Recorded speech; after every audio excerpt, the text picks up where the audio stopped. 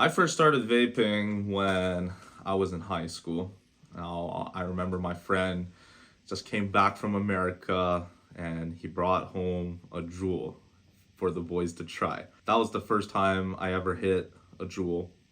And I remember immediately after I got a head rush and I just started coughing because like at the time vaping, e-cigarettes in general, it wasn't really popular. It was kind of like the starting era, right? This was I think 2015, 2016 around this time. Ever since that was like my first experience with a head rush.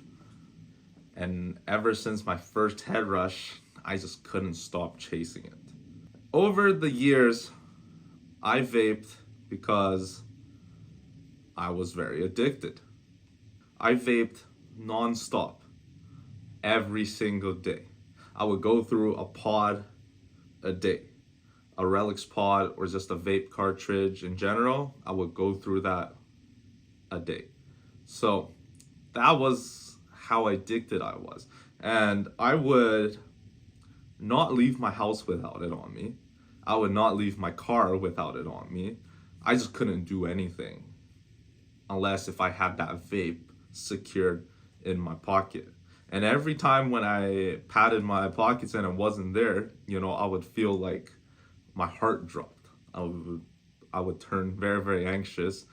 And oftentimes if I went too long without it, my mood, my energy, everything would just fall down the gutter. Vaping for so long, obviously I was exposed to all of the negative health consequences from vaping. I had trouble breathing sometime. I've always had like chronic coughing due to vaping. And the most severe case was actually I got infected, my laryngitis. So actually the most severe case from vaping was actually me getting laryngitis, which is a throat infection that happens in your airway.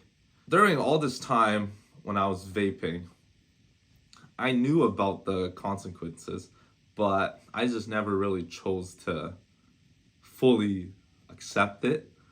Rather, I was just always seeking how I felt during the moment, right? I was always chasing instant gratification. Because this kept on for so many years, and because of so many health scares and illnesses that I had to deal with from vaping, ultimately, in the end, I decided that it was time to quit. Throughout these years, it's not like I didn't have these health scares, right? In the back of my head, I've told myself many times after when I just recovered from like a bad episode of coughing or from an infection, I would tell myself like, hey man, put it down, this is it. But I would always lose that battle to myself just because I had no discipline. I had no self-control. It was very hard for me to quit, like fully quit. But my body wanted to. It was just that my mind wasn't allowing me to fully quit for good. Eventually, when I actually decided to put the vape down, it was because I actually started going to the gym consistently. And I was really liking the progress that I was making. And I just remember it was at this time when I just started to take my personal fitness, my health a little bit more seriously. I was also dealing with other addictions, which I will talk in later videos. At the time, I just started working out consistently for real, because before then, I would always go to the gym, work out a day or two, and just completely go take a month or two off. So I had no discipline, I had no consistency. Around this time, I finally got myself a program and I started going to the gym consistently. But I noticed that it was very, very hard for me to breathe.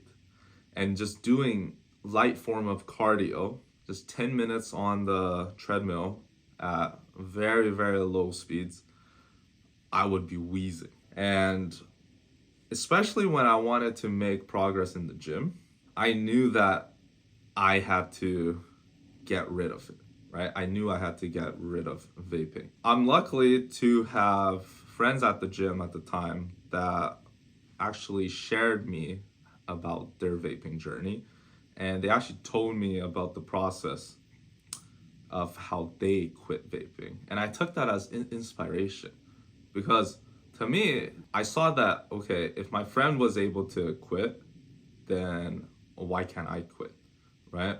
But the one thing that really stuck out to me was him describing what quitting felt like. First, you have to go cold turkey, and then you have to deal with the sickness you're going to get from not vaping. You're going to have to deal with the withdrawal symptoms, and then you're going to have to deal with the chronic wet coughs. And then after that, over a couple of months, your entire lungs are healed, your body is healed. It's in a much better position than where you left off. So for my friend to tell me all that, it kind of gave me like a cheat code. For once, I know what's going to happen next. In the past, I quit, but I never got to the stage where I had to discover what was next in terms of the consequences that I had to deal with. I would always just pick the vape back up and then go back because my body was telling me like, oh, you feel like shit right now, right? Your vape will solve all your problems. Because of my friend that told me what quitting the vape felt like what the process was like, it kind of gave me more confidence to quit. But still, that wasn't enough. The quitting process, it actually happened like this. Since my friend told me about what the process was like, I did get a lot more confidence. In my mind, I really wanted to quit. I still had that other side of me that wasn't willing to let go of the vape. So I started to reduce the time I spent with the vape. Every time when I would get out of my car, I would put the vape inside my car. So let's just say if I was out having food with my friends, right, or I'm just hanging out with them, I'm outside, I wouldn't have access to my vape. If I was playing video games, I would try to leave my vape on my bed, so somewhere where I couldn't reach it. And over time, instead of going through a pod a day, it slowly went down to a pod every 2 days, and then a pod every 3 days, and then a pod every 4 days. So I was noticeably reducing the amount of vape usage, but I still didn't quit completely. And at the time, I'm really grateful for my girlfriend at the time, my ex now. What happened was we were outside walking and we got into the car. It was at 9 o'clock at night and I wanted to hit my vape after. And she said, okay, you went this long without hitting the vape.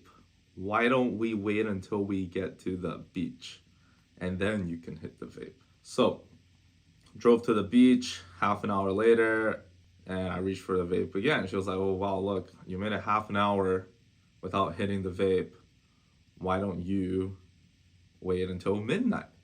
Then I waited until midnight. And afterwards, when we got to midnight, because all I could think about was the vape, I reached for the vape again.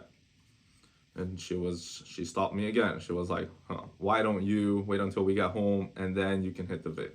So drove home and I wanted to hit the vape so bad.